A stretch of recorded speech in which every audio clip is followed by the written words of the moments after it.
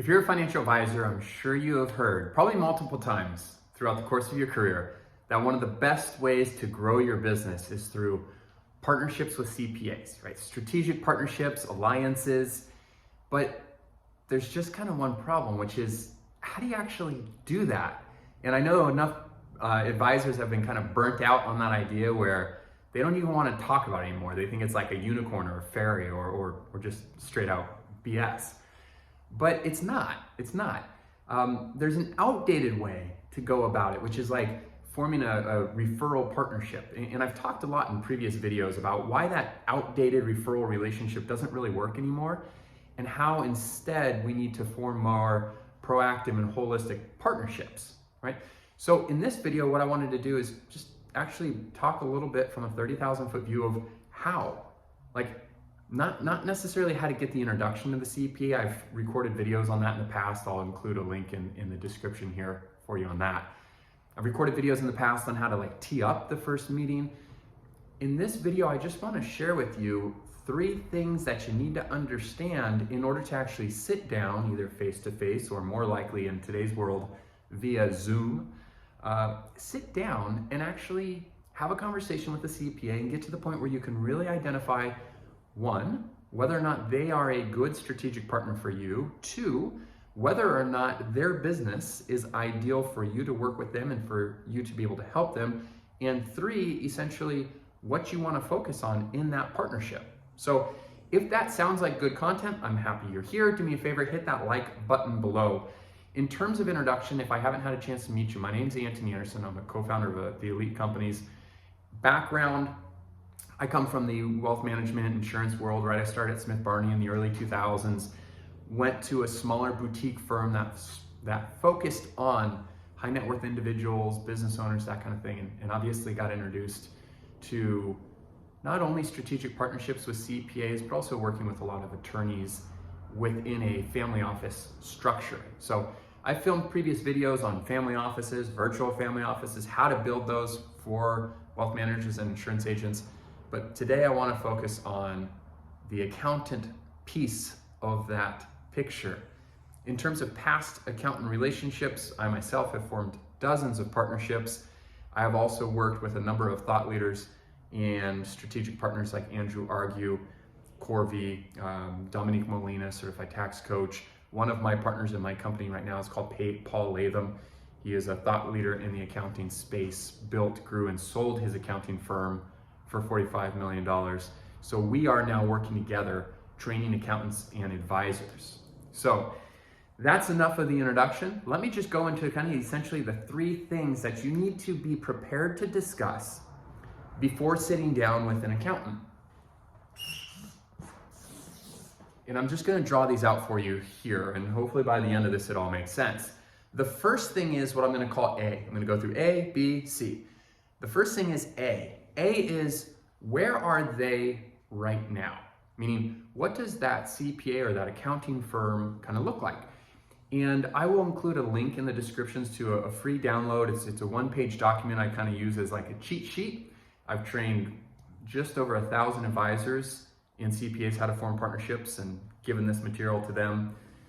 I'm going to give it to you. I'll just include a link. But quickly to go over some of the things.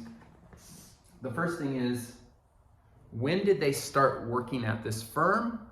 If they're an employee of the firm, or ideally, they're one of the partners. So how long ago did they actually start the firm? So time, when did they start there?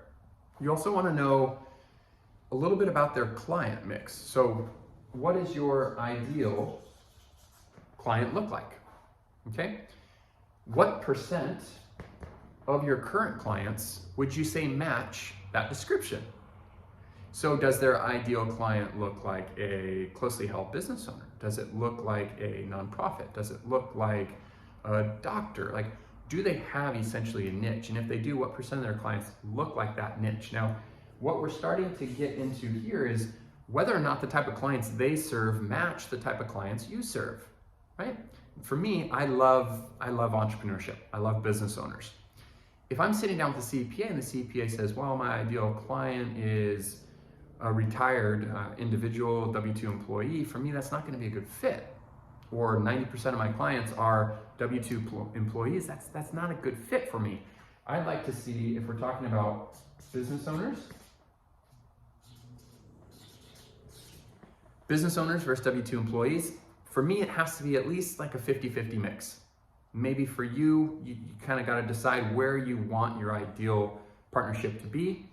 But if you want to be working with business owners, I'd suggest you need to be at least 30% of the returns they do should be 1120s, okay?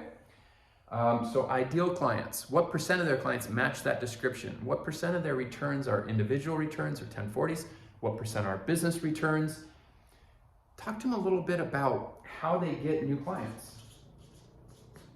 What does that look like in terms of, do they do marketing? Is it referrals? Are they taking any new clients? If not, why?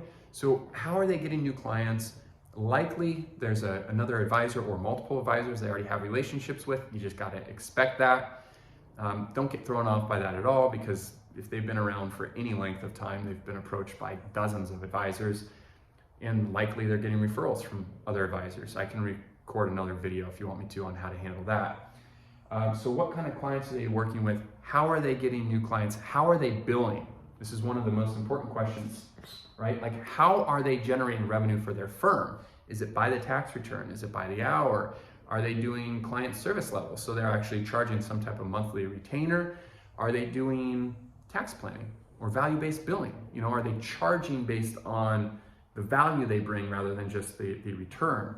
All of those things are good to know, and will give you insight in terms of how much their firm has evolved. So the more they're charging by the return or by the hour, kind of the more outdated their firm is, the more they're doing either price packaging, client service levels, value-based billing, the more their firm is starting to at least get into kind of the 21st century way of building an accounting practice. And then the last thing I would just like to know is, what is the issue? What's the biggest issue that they feel like they are currently facing?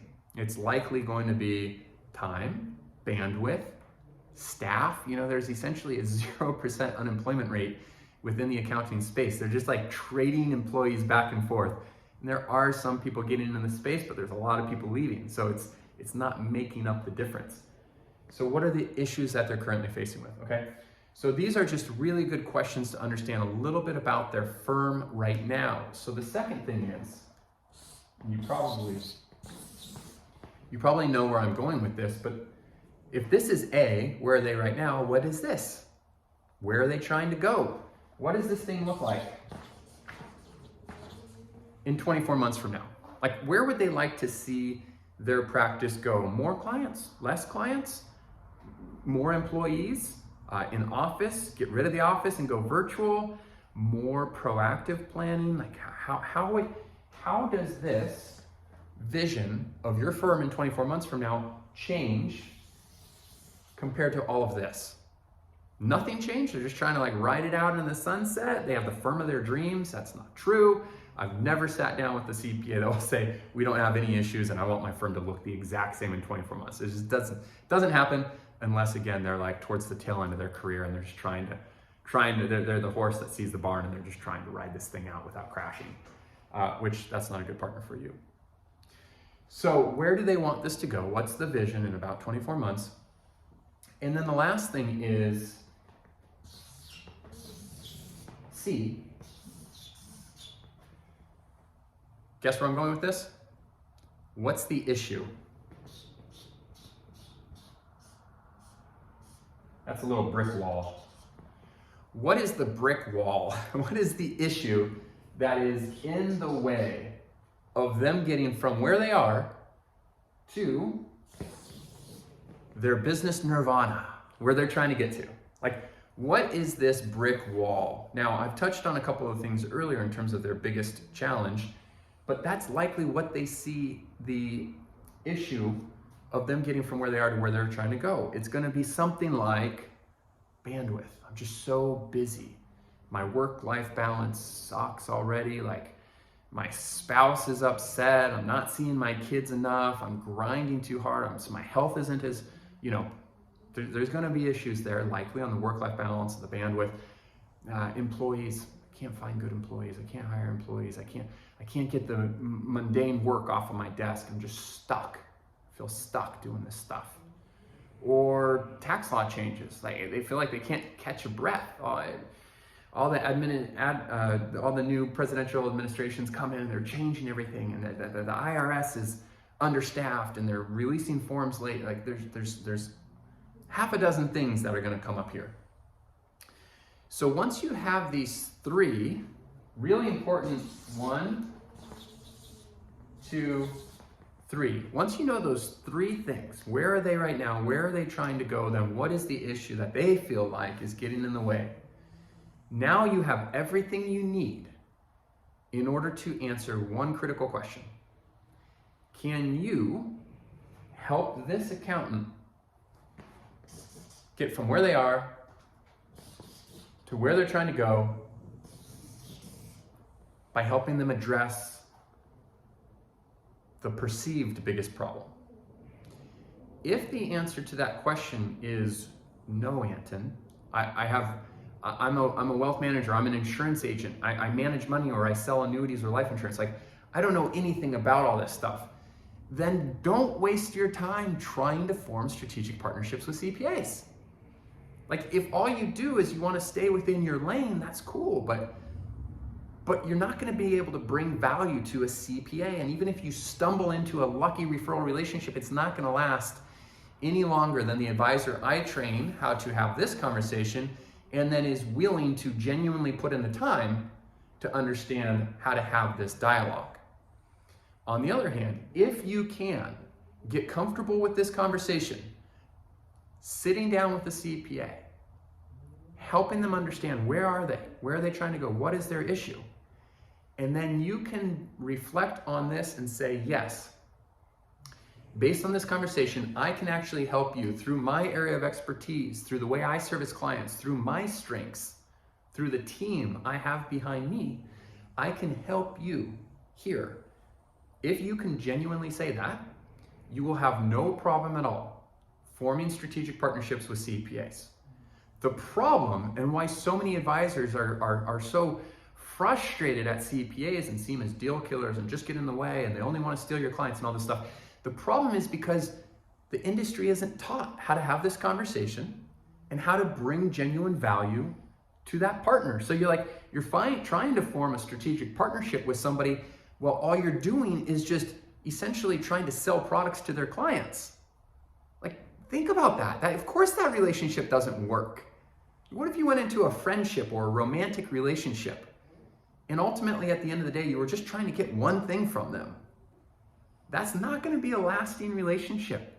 And even if the accountant gets a little bit of a revenue share, a kickback, or you get them licensed and they get some, that's not enough.